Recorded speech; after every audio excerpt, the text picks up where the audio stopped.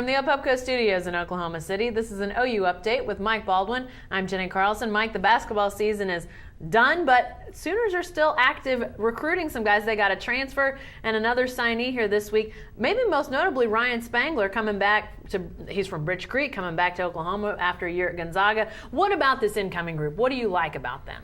Well, the two guards that already signed, one just a week ago, Cousins out of New York, and then Hornbeek, and then another guy named Hills back in the fall. They've got a lot of guards there. They're really going to push the competition there. And then you've got, remember, basically all your starting five back.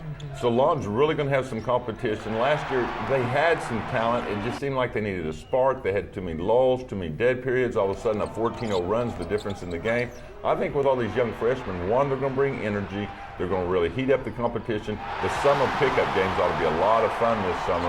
And so we'll see how they all get with each other this summer, because that's where the starting point of the season really happens. This is really Lon Kruger's first recruiting class, and a chance to really see what his fingerprint's going to be on this team. What's your feeling about where things are headed at this point for Oklahoma basketball, considering these signees?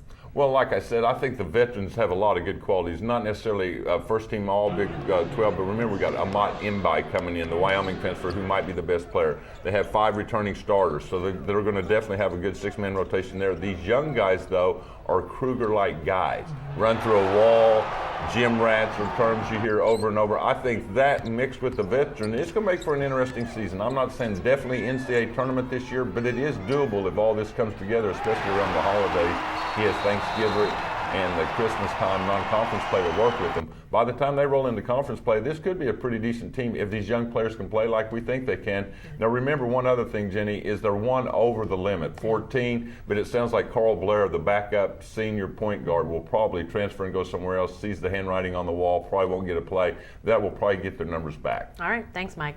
Be sure to stay with the best coverage team anywhere at newsok.com and every day in the Oklahoman.